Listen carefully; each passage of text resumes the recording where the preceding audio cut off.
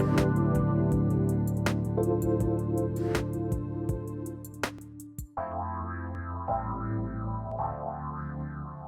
everybody. I'm Trish Laub, and I'm filling in for Dr. Pat today.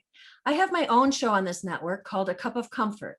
It's all about care heroes, those people who provide care for another who cannot fully care for themselves. While I'm not going to be talking specifically about care heroes today, I'm curious. Did any of you find yourself unexpectedly in the role of a care hero this year as a result of COVID? Or did your role as a care hero intensify as the result of the pandemic? The care paradigm has changed during the pandemic and will never go back to what it was, making many more of you care heroes than ever before. Anyway, on A Cup of Comfort, we talk about all topics related to providing care, and no topic is off limits. So check out the Care Hero radio page of my website, trishlaub.com. That's Trish, T-R-I-S-H, Laub, L-A-U-B as in boy.com after the show. So you may be thinking that you aren't a care hero, and maybe you're asking yourself why you should care about armor or resilience. Am I right? Well, I ask you to stay with me because what my guest has to share today really is for everyone. We've all had our backs up against the wall at some point in our life for one reason or another, haven't we? Can you think of a time that was true for you? A time maybe when you were really challenged and perhaps felt a little trapped. I know that I have many times in my life. So grab a cup of whatever you want to drink and sit back and relax. This will be invaluable. I want to start by reading the foreword of Chasing Life, a book written by my guest and due out this summer. Dr. Suzanne Rose wrote the foreword and said this: Chasing Life. I have been thinking a lot about the word chasing.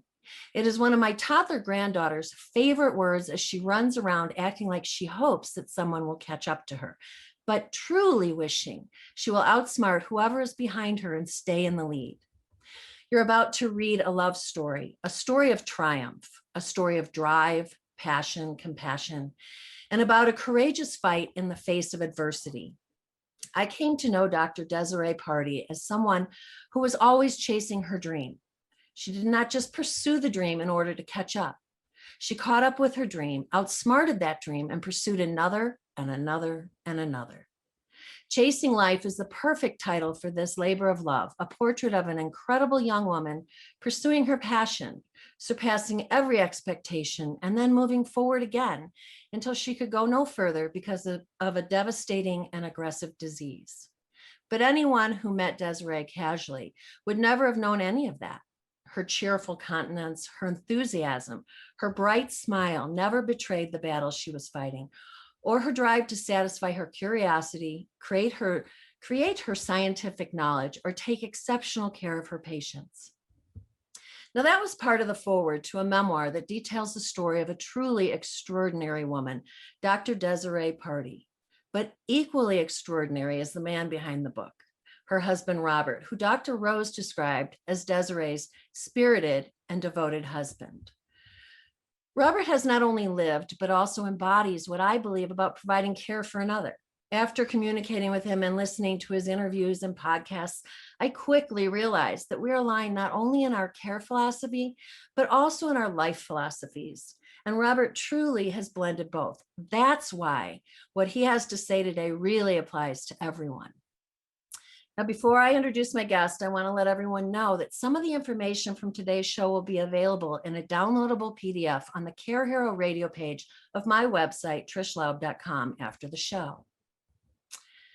So born in New York City, Robert worked at a wealth fund in Abu Dhabi, Dubai, has lived in Rome, and now lives in a small Italian village in the National Park of Abruzzo.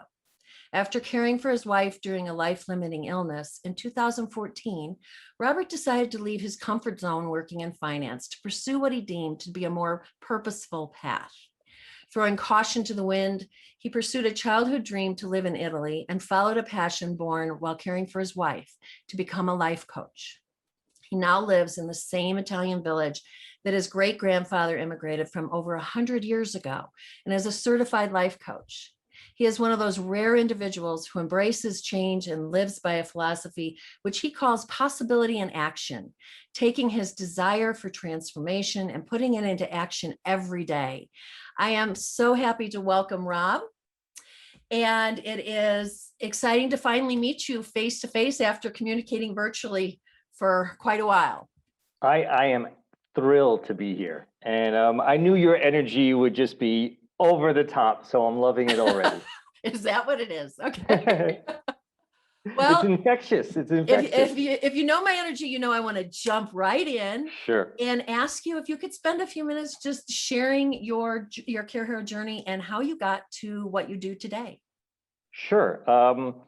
Well, I actually, the caregiver's journey, the care hero journey, really started when my wife was diagnosed. But the skills that I was able to put in place, I learned growing up in a dysfunctional relationship with an alcoholic father.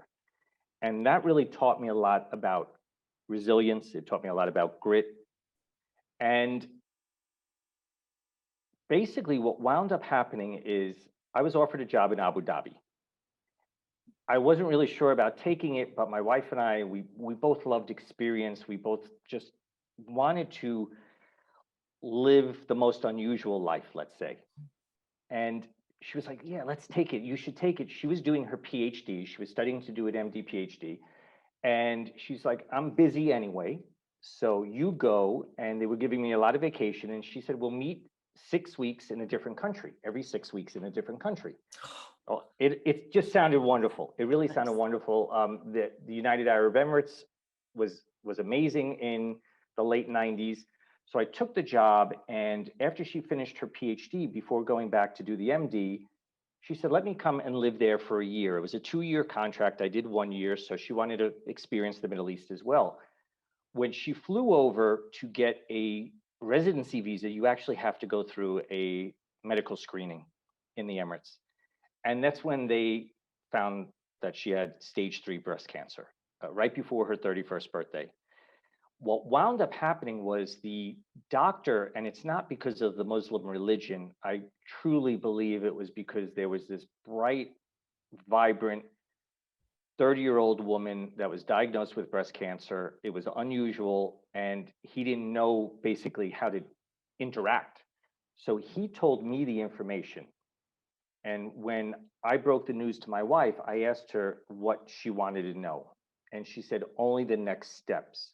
And basically that led to not me just being a caregiver, but in a way her surrogate, because I had to make all the decisions as if I were dying. She gave me a template. She wanted to be very aggressive, but she didn't want to know the specifics. There came a point in time that she actually asked to know some of the specifics. I didn't share everything because I didn't think it was worthwhile to her.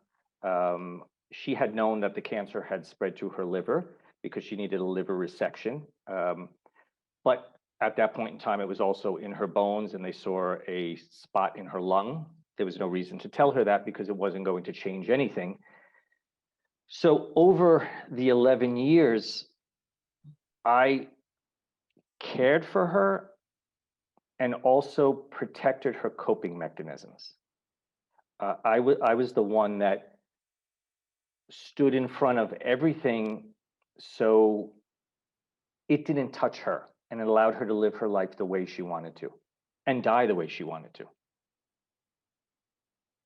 And I will tell the people, everybody listening, I know a lot more about Robert's story, and that's the tip of the iceberg. What he did was actually really, really extraordinary. What he did, and how his wife and he put together their lives.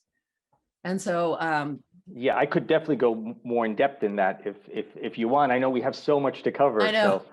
Well, we're actually here today to talk about removing armor and resilience, but I will mention now, I was going to mention it later. I'll be doing an interview on my show, A Cup of Comfort, with Rob on June 8th, where he can get a little bit more into his actual care story.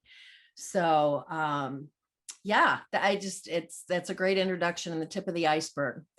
I want to rewind for a second. Thank you for sharing that. I want to rewind for a second. On my April 11th show, I focused on the use of words, and words such as battle and fighter and fight and warrior and armor and things like that. And anyone who's listened to A Cup of Comfort knows that the use of words is really, really important to me. And I know that we're going to be talking about, using some of those words. So I'm wondering if a good place to start is just to start talking about that armor. And I think that was probably part of your process while you were providing care. Sure. In fact, I was my wife's armor.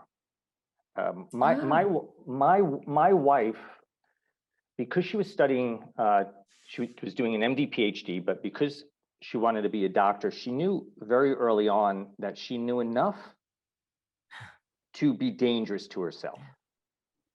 And so I became her shield. But what I realized about armor, and it was very interesting because my wife was in remission for a short period of time. And during that remission, I was elated and she became clinically depressed. And her oncologist actually told her that he was going to stop being her oncologist if she didn't go see a therapist and start antidepressives. When the cancer returned, she felt relieved and I was devastated. Now, she explained to me later on that she couldn't deal with the worry of it coming back because she knew it was highly likely. Even though she didn't know she had 11 to 12 lymph nodes positive, the size of the tumor, she didn't know any of that. But she knew that she was young, it was an aggressive cancer. So I, at that point in time, started to seek out my own armor. And it was because it hit me and I felt unprotected. But what I realized about putting on armor is that it was making me weaker because the armor became the definition of my strength. My identity of being strong was my armor. And it wasn't until I lived the pain on my own skin that I was able to make impactful decisions. Because when you're wearing armor, I think of it this way. Maybe it's because I live in Italy. Maybe it's because I like to fantasize, but armor's heavy, right? Yeah. You have a limited range of motion when you're wearing armor. You have a very thin slit in the helmet that you can see through. And what I learned is trying to protect myself with different coping mechanisms and everything else was the same exact thing. I had to be there naked in the arena to battle, to truly battle. And I know you believe the same thing as I do. I wasn't fighting against. When you're wearing armor, you're ready to fight against something. But a lot of times it's wasted energy because it's out of our control. But when I stripped down and I was in the arena, I realized I was fighting for. Mm-hmm. I was there vulnerable as myself, willing to do what needed to be done.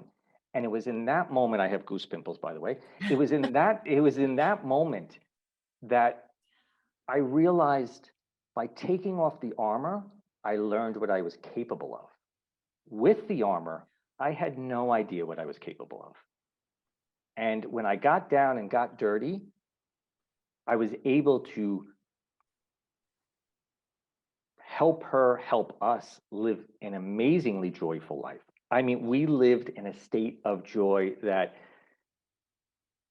to this day, it still touches me. I say all the time that I am beautifully scarred for having loved and lost my wife because it was an amazing journey, regardless that she passed away.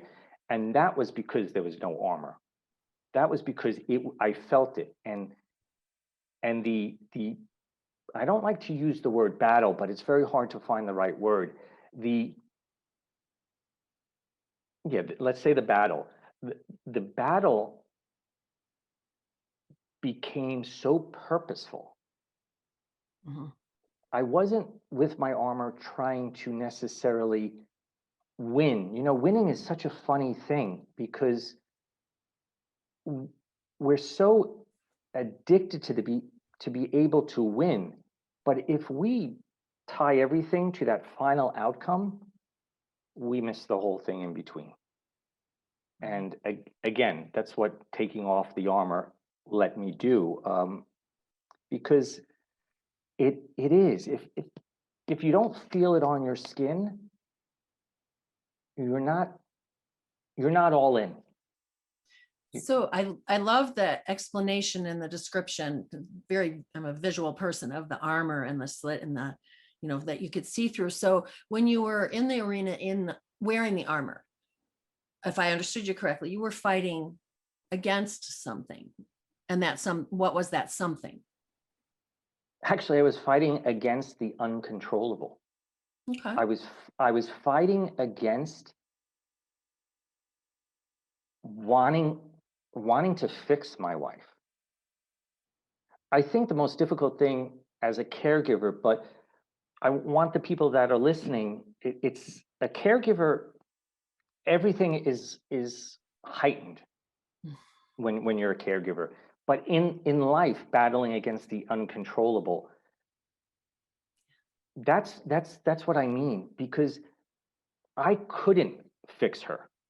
It wasn't my job to fix her, but it was my job to help her through her life's journey. Right. And I needed to take off the armor to do that. I needed to take off the armor so I could give all of myself, not the shield. And when the armor came off, so with the armor on, you were fighting against something. When the armor came off, what did it become? You were fighting for something or working for something? No, it was that, yes, I would say fighting for something, but even more, I was giving purposefully to the person I loved. It's a switch of focus. It's a 100% switch of focus, and it's an act of surrender. It is looking to make the best of a situation. Mm-hmm.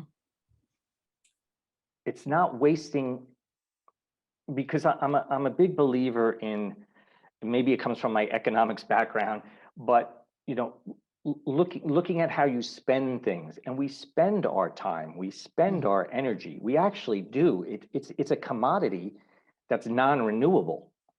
And so the moment I took off the armor to understand the complexity of the arena, and not just what I was seeing through the slit, that it allowed me to, more than anything else, focus on the ordinary moments, which I think is instrumental in life. It's not just because of a caregiver, but, and it sounds so corny, and I know if some people that are listening to this, I understand, because I was one of those people a long time ago with this idea of, oh, our life takes place in the moments, but it actually does. It actually does. Yeah. We think, we fear the future. We're wasting our energy because we have no idea. We ruminate over the past, and I wish things were different. We can't do anything about it. How much time is left to enjoy the moment? Well, it's interesting you say that, because I had a conversation with somebody yesterday, and they pointed out to me that when we think about our friends or our family or our best memories, it's in moments. It's in 3-4 moments of time. And we lose the focus on that, definitely. Yeah. So you said a word, you've said the word already, that I would like you to talk about: surrender. Sure. That word. So when I did this episode on April 11th, I talked about connotation and denotation of words. And so the literal meaning of the word surrender, but the feeling that we get from that word. And I've heard you talk about this before, so I'm asking you to share that with the people who are listening today, because it's a great explanation. Sure. We all think of surrender as giving up. It just has that connotation. We think of it as weakness. I learned it is the complete opposite. It is empowerment. It is being brave.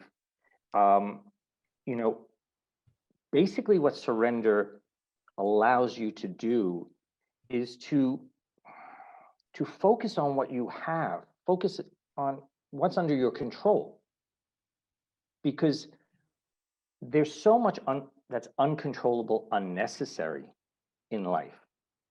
And so surrender liberates you to live life. I know you've probably read the quote that, or the quote that I say, surrender is taking a breath of fresh air when you're hiking up a mountain. If I really attribute it to, let's say, the caregiving role, or what's happening with the pandemic right now, let's forget just the pandemic in general, everybody's life. We've been asked in a way to run a marathon we never wanted to run. And if you're holding your breath during that marathon, it is torture. If you surrender and you take the breath during the marathon, you're able to run the marathon. And that's what surrender is, because surrender, we carry so much with us. We are attached, we have fears, we have expectations. All of that goes away when you surrender and you're open up to opportunities. If you're sitting there holding on to something so tightly, just, I don't know, or if we're video, but okay, I think we're just radio, but I'm holding my We're fists both. we're both. Okay, I'm holding my fists very tightly, right? Yes. How can I open my hands to grab an opportunity? Am I ready? No. Now I'm ready, and that's surrender. It took me time to get there. Absolutely. But this philosophy, this understanding of surrender happened when my wife's cancer did recur, because it went from, oh yeah, we can get through this, to, oh, in an instant. You went from the sprint to the marathon. Thank you. Yeah, I went from the sprint to the marathon. The sprint can be won. The marathon's just ongoing. Ongoing, yes. Yes. And that's why it's so important to take that breath, to focus on doing your best. Yes. Yes.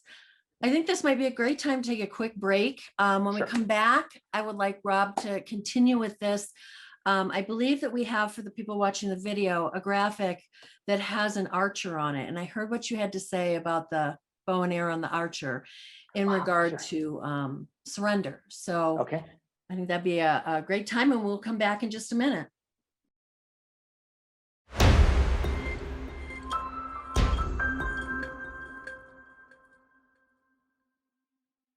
Welcome back to the Dr. Pat Show. I'm Trish Laub, and I'm guest hosting today. Before the break, my guest, Rob Pardi, was, we were talking about the concept of taking off your armor, whether that's due to caregiving or some other situation in your life, and the word surrender and the action surrender. So I'm just going to let you pick up with that. I did mention, though, that in regard to surrender, I had heard you speak somewhere else about the image of an archer. And I thought that was a great visual and representation of that word surrender and how it applies. Well, as we were talking about, surrender is complex, because it touches on so many different things. We have, like we said earlier, we've attributed to giving up, and it's everything but giving up. And what surrender allows you to do is it allows you to look at yourself and value your strengths, value what you could build, and say that other stuff, okay, I need to give that away. I need to put that somewhere else. And that's the idea of the archer. And it actually, it comes from ancient times, this whole idea. But when an archer pulls the bow back and focuses on the target, when they let go, they surrender, because a gust of wind can come and all their planning to hit the bullseye will mean nothing. they can attempt to adjust for everything. I guess it would be the same thing as golf. I don't play golf, but when you let go of that bow, there's forces out of your control. Mm. There's the wind, there's a bird, an insect, whatever can get in the way.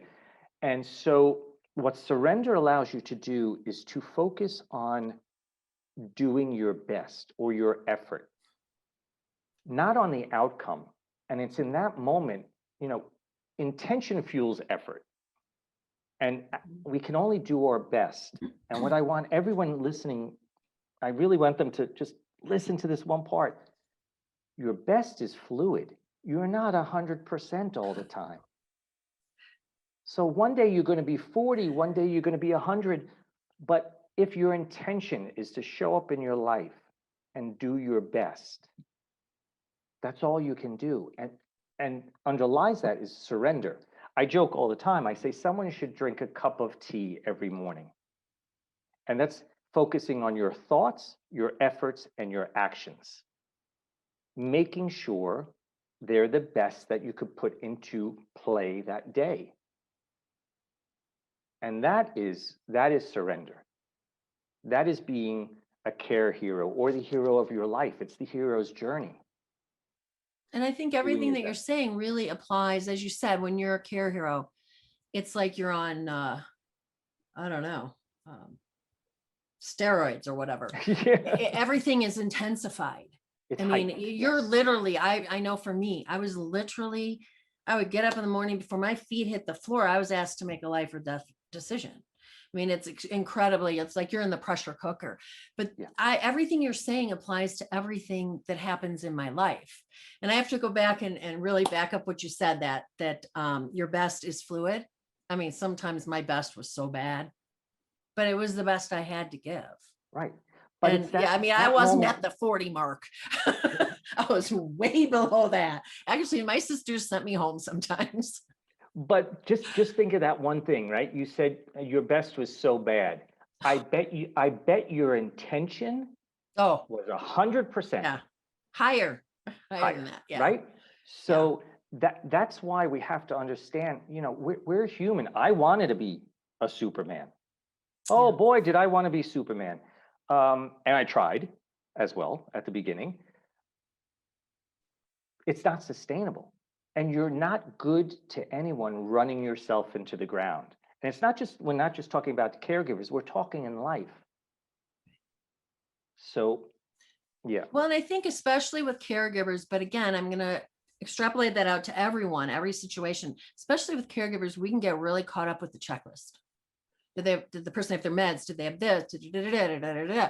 And, our intention is good, but we got to let go and go back to those moments. I can remember standing, and a lot of my parents' life happened in a 10 by 10 family room during the day with a million people around, and okay, maybe 15 family members and 7 caregivers coming in and out in a week and things like that. But I would just step back sometimes and just watch.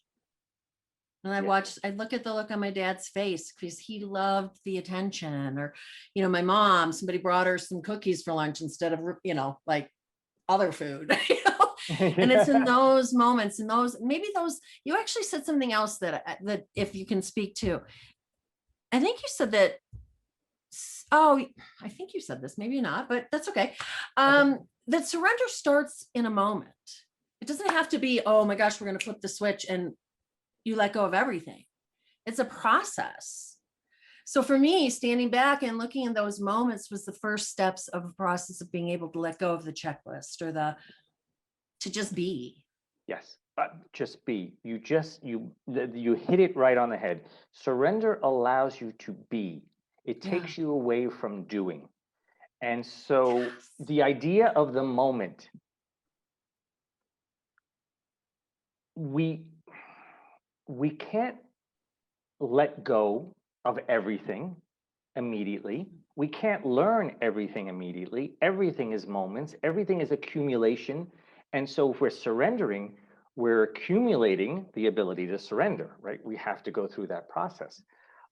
The interesting thing in all of that, when we're talking about surrendering in life and the moments, and that checklist that we all have. Every single person listening probably has a checklist for something.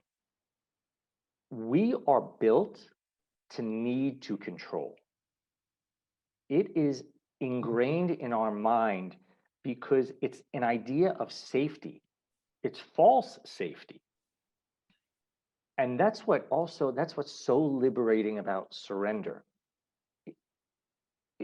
It's letting go of the false safety and living life for what it is. When you surrender, you're more likely to ask for assistance for certain things, and you grow because you're not always trying to overcompensate as well. And so it's a philosophy. Like everything in life needs to be a philosophy. Our thoughts, our behaviors have become habitual. We don't know how we built it. It could have been our childhood, whatever the case is. And we live by it. It's the paradigm we live by. But if we want to change how we show up in our life, it's practice, and it becomes a philosophy. The philosophers did not say, study this self-help book and you're going to be okay. They said, no, read this self-help book and put it into action. Sure. That's the difference. And it's uncomfortable. Surrender is uncomfortable because we want to control. So for people listening, how does somebody start to surrender? So let's say they're in whatever situation it is where they want to control it, and there's fear and there's all these things. What's their first step? That's a great. Is it just taking a breath? It is just taking a breath, but it's also when you're in a state of control, you've given everything a priority. So the first step is to look at those priorities and realize what's not a priority. What if it goes wrong is not really going to change anything. That's the beginning of surrender. That's what, when I talked about earlier about the unnecessary and the uncontrollable, that's what I meant about unnecessary. Those things that, you know what, it will have a 0.5% impact on the overall thing. Let it go and see how you feel. Well, it's interesting you brought the pandemic up because I've been through several times the Care Hero journey, but the pandemic was an interesting opportunity, which we're all in this, of realizing that for years before the pandemic hit, in the back, I'd hear this little voice in the back of my head. I'm never going to get off the gerbil wheel. I'm never going to get out of this pattern. I'm never going to get out of this thing that I believe that our culture created and I had to live as part of. And then I was told to sit down on the couch and watch Netflix for a year or whatever it was, and that to me is a great example of surrender. And I watched so many people just in my own community. There were people who refused to surrender. Sure. I mean, were absolutely belligerent about it. And I had a little, not incident, but I belong to a Facebook group with Care Heroes, and somebody had posted asking if anybody got anything out of the pandemic. And I said, yes, I did. And some people came after me on that because they felt that, how could I say that? And then I posted after that and I said, I lost a number of people. I have really close friends and family that are long haulers with COVID. It's not that I just skated through, but I couldn't control that. So all I could do was be in the moment and take advantage of anything good I could take. I could not take, but I could gain. I could watch for that. All I could do was sit back and take a breath because I didn't have a lot of options. Well, it deviates a little bit, but just to talk about like that feeling that people had during the pandemic, which required surrender, but a lot of people suffered a loss of identity. Yes. And they fought against that.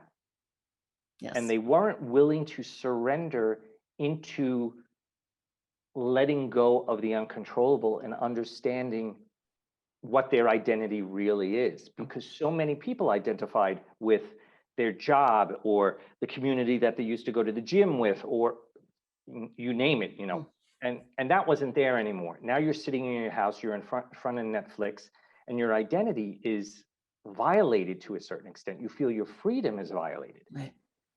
And so that was a moment to see what was under your control and what was not under your control. But to tie it back, for me, it was a great opportunity to say what's really important to me. Yep. Yeah. That kind of like you were saying, you have to, for surrender, you've got to kind of look at, okay, there's all this stuff that like you said, when when you don't surrender, everything is important. There's all this stuff I thought was important in my life. Yeah. And then we got sent home and I went, I mean, I used to live in my car. I used to drive everywhere. I've driven my car maybe 5 times this year. I don't miss it. I don't care. Just so many things. But yeah, I think there's so many correlations about what you're talking about in regard to your experience with Desiree that applies to everyone, because it really does apply to every aspect of our lives. So for the people who have not yet been, because they probably will be care heroes someday, the way everything is going, this is absolutely applicable and really important in every aspect of their lives. I believe it 100%. Yeah. So I know that there is, I think I have a note here that says that from one of our conversations about surrender being a vehicle to live in the moment, and it can lead to resilience. There's another word for you. Yeah. Well, so can you talk about resilience and maybe that connection between surrender and resilience? Sure. Well, resilience is my word. Resilience is sort of everything that I embody. Let me just tie it together. Please do. Sure. Let's go back to that armor, right? When you have the armor, when you're wearing the armor, you don't know who you are. You don't know what you're capable of. You identify with the shield. Get rid of all of that, surrender, and step in, knowing what you have, also knowing what your weaknesses are, and go into that arena. That's resilience. We're all born with resilience. Looking back on my life, I'm very grateful for the way I grew up, and that sounds odd to most people, but it taught me to be resilient at a very young age. Because you mentioned this at the very beginning, our back against the wall. When our back is against the wall, or if you think about how many people listening right now, I wish you could raise your hand. Have you ever said to yourself, I can't take one more thing? But you're all still here. You're all still here. That's resilience. But we don't know how to access it on demand. And to get to access it on demand, you have to surrender. You have to surrender, because surrender allows you to be authentic. Because look, I'm a big superhero fan. I'm a big Star Wars fan. I'm a big Harry Potter fan. Resilience is the force. Plain and simple, it is the force. And once you know how to access it and harness it and use it, it becomes a philosophy. It becomes, when something bad happens. Look, I'm someone that falls. I'm not saying I don't fall. And boy, do I fall hard. I have this thing that I throw myself into the deepest, darkest, muckiest well of sewage, and I'm down there, because the worse I throw myself down, the faster I jump back up. And resilience is about bouncing beyond that. You've just been through something. Why do you want to bounce back? Thank you. Yes. You've just been through something. Use it, transform yourself, grow from it. So it's about adapting to change positively, right? And none of that would be possible if you don't surrender to life. Because resilience lets you know you can't control anything but the way you react to it. And are you going to let it knock you down, or you're going to get back up and take 2 steps further. I always say the question is, what's next? You got knocked down, you stand up, what's next? Or, I said to myself, people think, oh, okay, this ex-investment banker, yeah, he now lives in Italy. Well, my wife passed away. I had a tremendous amount of debt, like over 100 grand.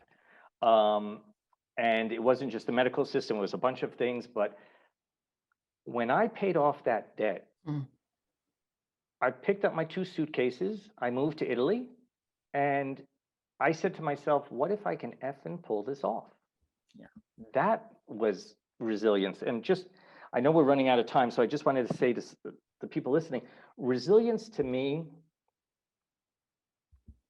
is being addicted to overcoming the challenge to a certain extent.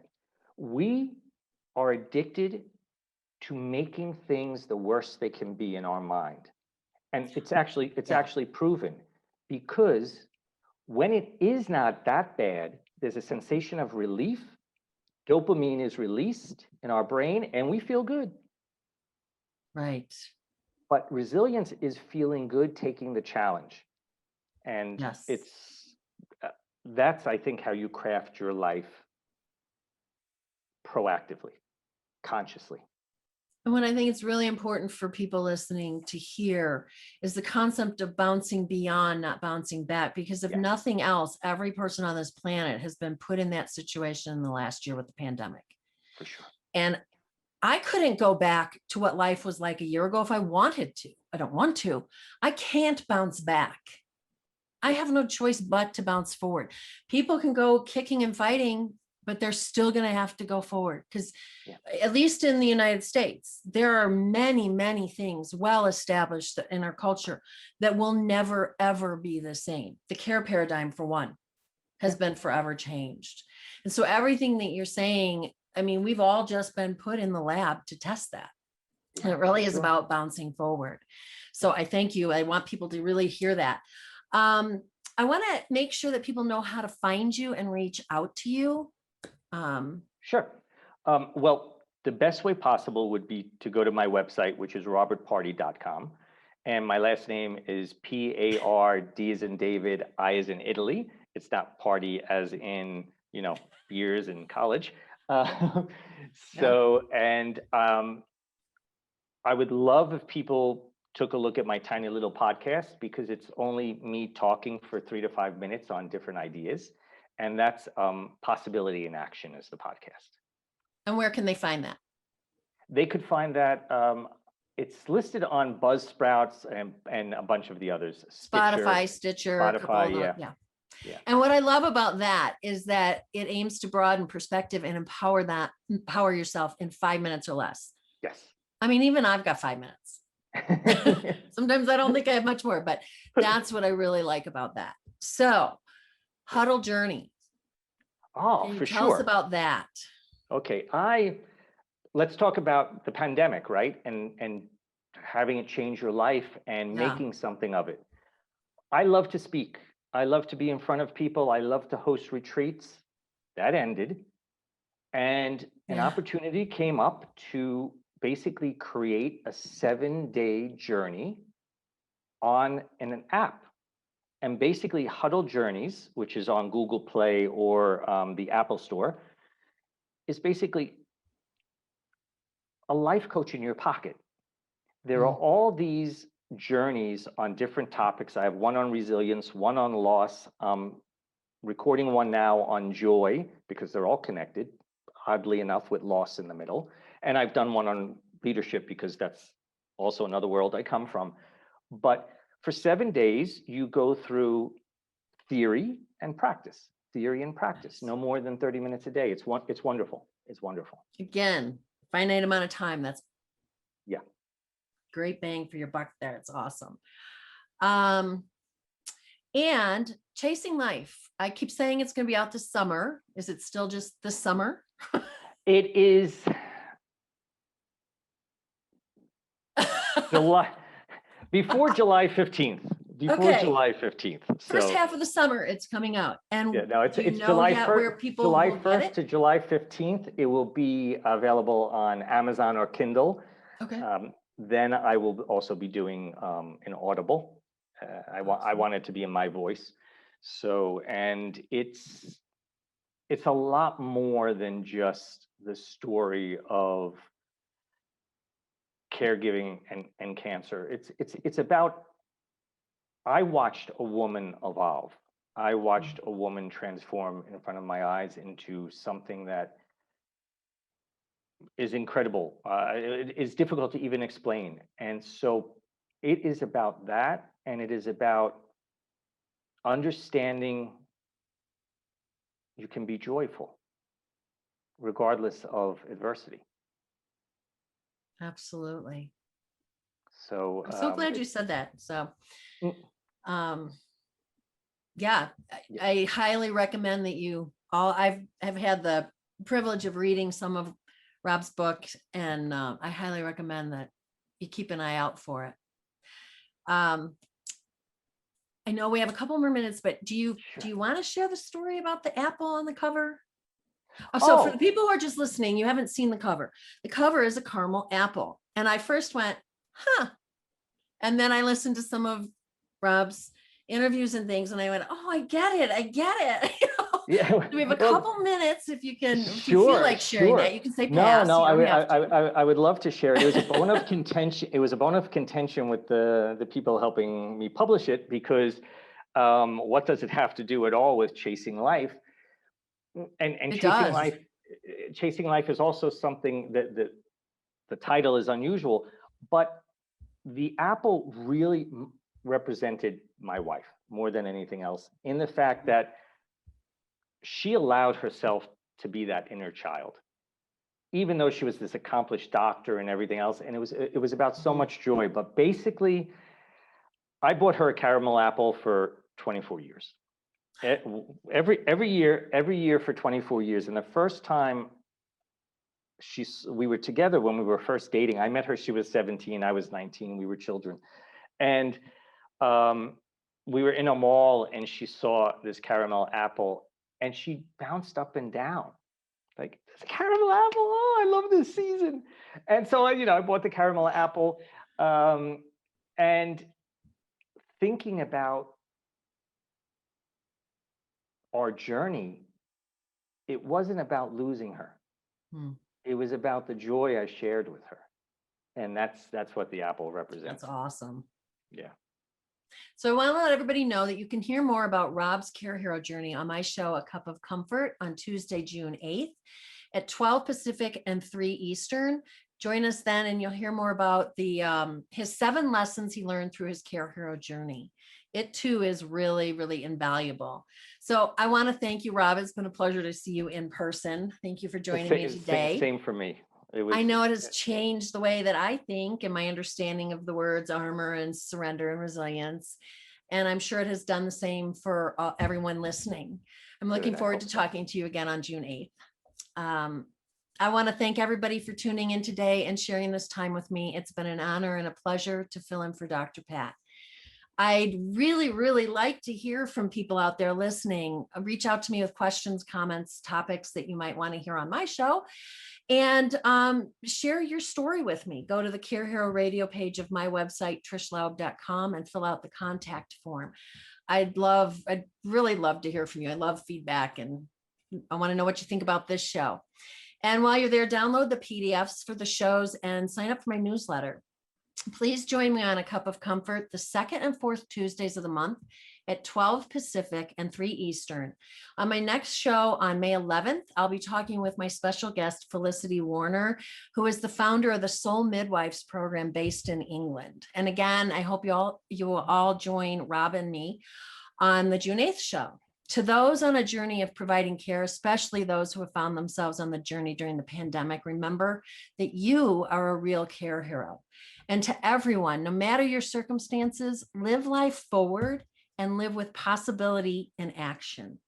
And finally, I hope you'll bring your favorite beverage and join me on A Cup of Comfort. Thanks for joining me today.